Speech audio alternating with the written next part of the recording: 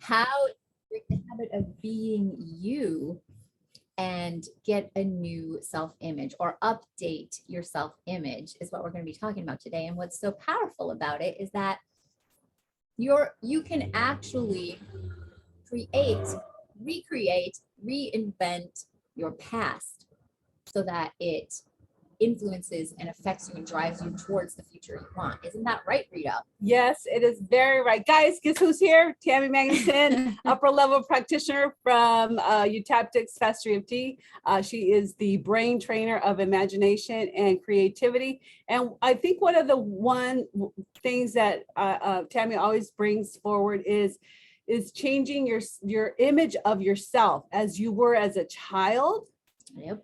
Your young adult, your 12, 13, 15-year-old, your 20-year-old, your 30-year-old, your 40, changing the image of how you see yourself. And not only that, but also how you see yourself in different situations. Because what I've noticed is, as I am conscious and aware of how I feel, she sees me through my eyes. That's a little weird. but I was thinking, gosh, hang out with people who you feel that you look like, you're a go-getter, you're an investor, you're a creator, you're not afraid. Like, hang out with those people, because you start believing what they believe for you. And so we have this borrowing technique, I think, that we love to use when you are creating a new image of yourself. So find an image when you were a little girl, and what is it? Are you a happy girl? Are you, or young man, a child, boy? Are you a happy boy? Are you a creative boy? Are you outside playing in the dirt? It's all warm. Like, how do you see yourself? Yeah. And then what? Well, so just because most of what we want to think about naturally are those emotional traumas and things that happen to us, and then we define ourselves from that perspective. So if you were abused as a child, then you say, I'm unworthy, or I'm not good enough. Like, how come this happened to me? And so then we start to question that, and we create all of these thoughts and images around that one situation. And then we focused our brain on getting more of that in our life, right? Yeah. More abuse. How come I'm always abused? Because that's what you're thinking about.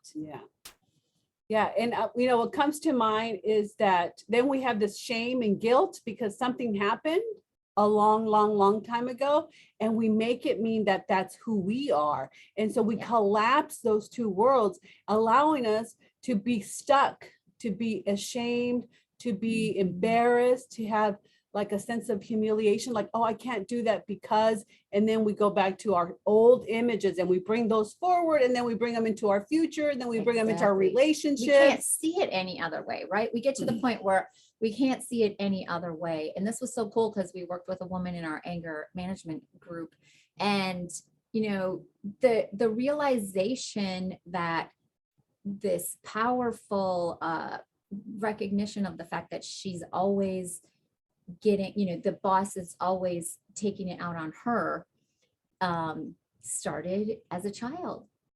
And so now that's what she's looking for. And it's just the way the brain works. But what's fascinating is that's not who she really is. Because then when you go and find out, like, well, what do you what do you really like about yourself? What do you appreciate about yourself? There's this whole list of things that are more true about her than this one circumstance with a boss and one circumstance in childhood. So going back and really giving yourself the value of just being a child and learning life and finding some of those things that are super powerful and important for you. What was it about you as a child that you loved and that you were driven to study and that you love discovering? Take your self-image from that perspective. Yeah. I always like doing, Tammy has a 12-year-old, 11-year-old. And so whenever I've seen her and spent time with her, like that's my image of me when I was her age, being creative, being a boisterous, running around. And like I borrow from that, or I put myself in that situation because that's giving my brain new patterns, Yeah. new neural connections that will in the future show up as more creative, more abundant, more you know, Mhm. self-image. You know, we usually use a self-image as a negative, but it could be like a really high self-image of oneself, Yes. right? Right. And, as a child, you probably were all of those things. You just forgot. So get around some kids and notice how fun they are and how playful and how curious and how inventive, and get around them and remember, oh, right, I was like that, and give yourself a little boost in your self image. Borrow their fun experiences and imagine yourself in their shoes, getting to play and just be carefree and free spirit like they are. Yep. That's great. Do that, guys. Do that. Let us know how that came out and what you borrowed and who you borrowed from Mhm. and who you traded places with. Maybe you traded places with that genius, creative, little kid in your neighborhood or your nephew or your nieces or something. Yes. And use all those sensations to drive your brain to look for that and find more of that in your life. And then things show up, opportunities show up, and little glimpses of like, oh, that's right, I did have this. And you'll start to even having real memories from your own past that you just forgot.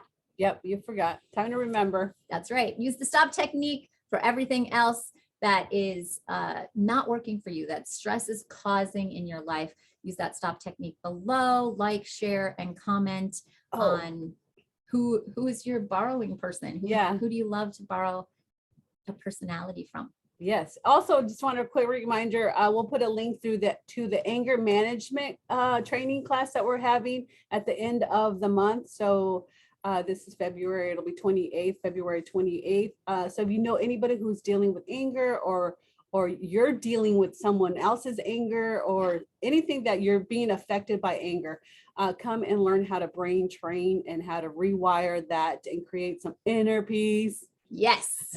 All right. We'll see you then. See you tomorrow.